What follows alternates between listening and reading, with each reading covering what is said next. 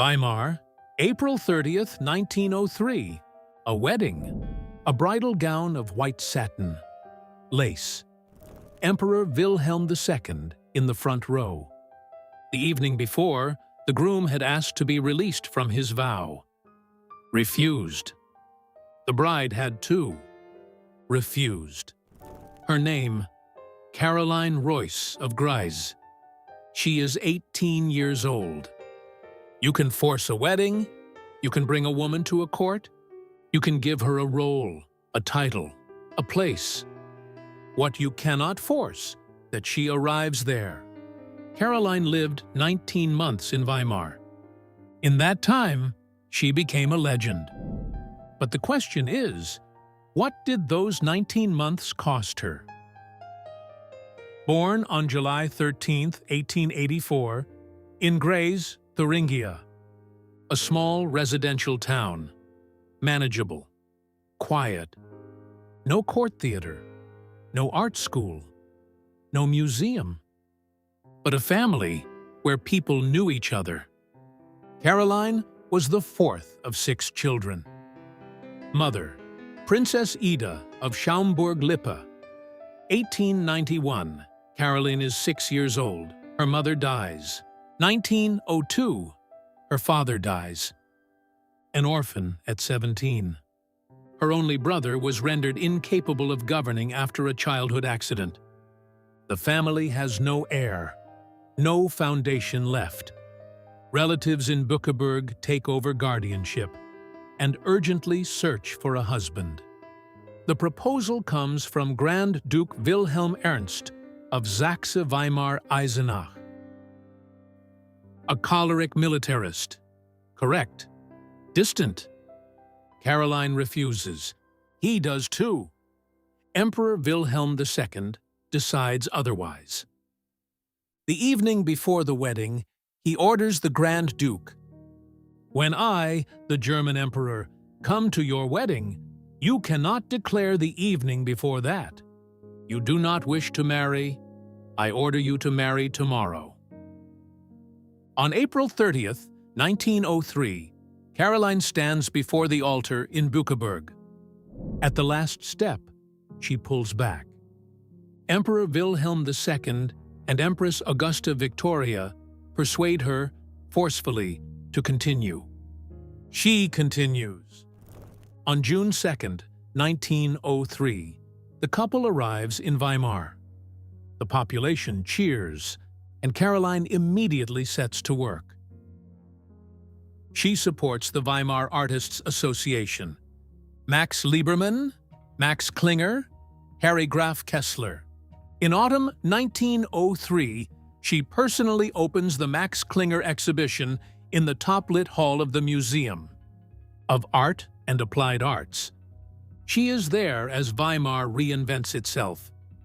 She regularly visits Henry van de Velde at his School of Arts and Crafts.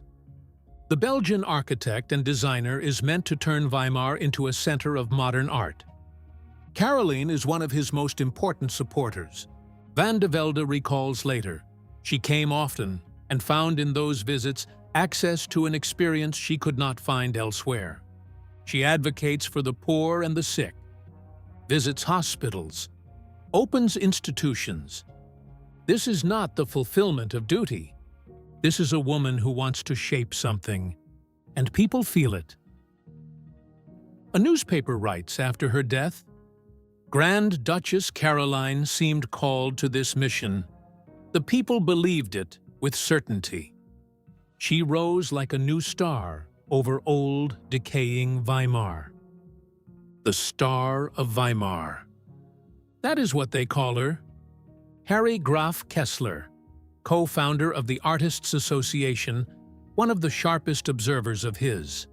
Time describes her like this: "The Grand Duchess, naive and spontaneous in her appreciation of art. Always first, a small struggle. Between etiquette and impulsive abandon, the latter always victorious." He sees it exactly. She fights, every day, against the rules that confine her. And outwardly, she always wins. But inwardly, it looks different. Because as soon as the exhibition is over, the seminar left, the hospital visited, she returns. To the palace, to the court. And there, different rules apply. The Weimar court is considered at this time one of the most rigid in all of Germany.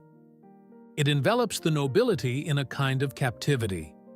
Those who have not known the unspoken rules from birth are ground down. Caroline does not know them. She comes from a world where people speak to one another. Really speak. Here people speak too, but never personally, never openly. Always through layers of etiquette, expectation, observation. Every gesture is assessed, every formulation weighed, every mistake noted, and even in the smallest things, she has no freedom. She wants to redecorate her apartments in the palace. Old furniture out, modern pieces in. Weimar, the city of modern art. And she wants to feel that in her own room too. The court objects. It would be inappropriate. Her husband supports the court.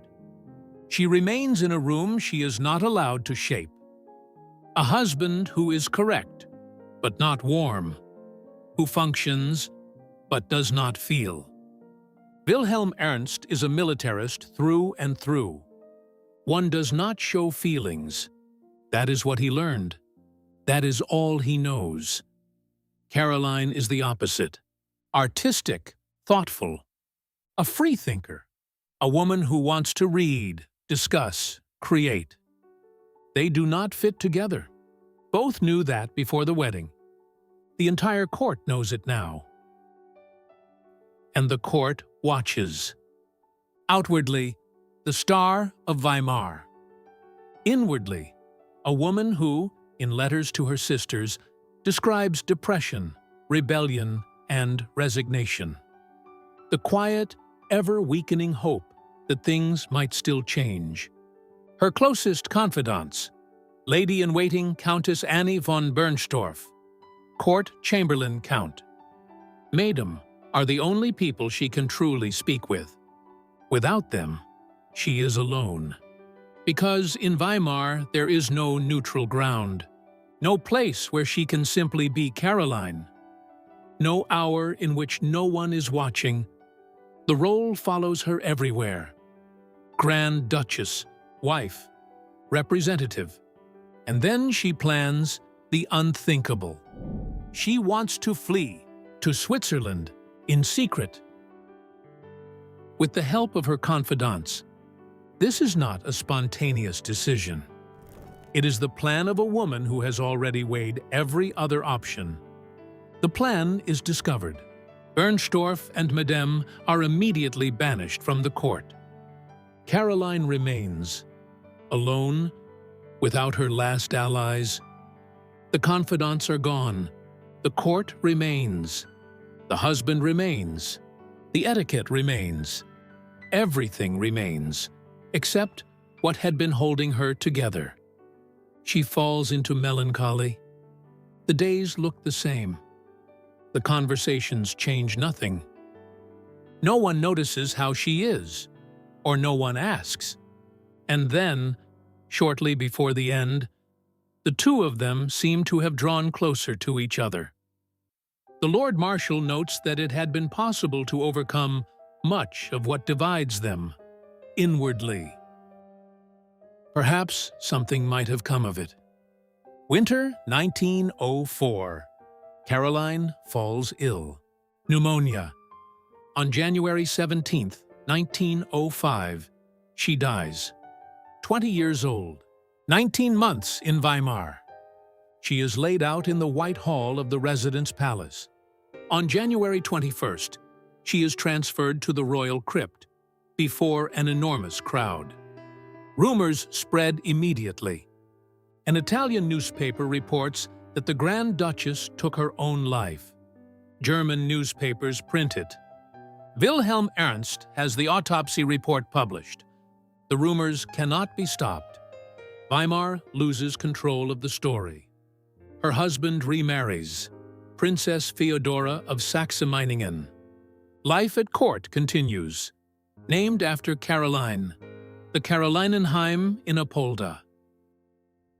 Carolinenstrasse, the Carolinen Tower, Carolinenpromenade, the Carolinen Bridge in Eisenach.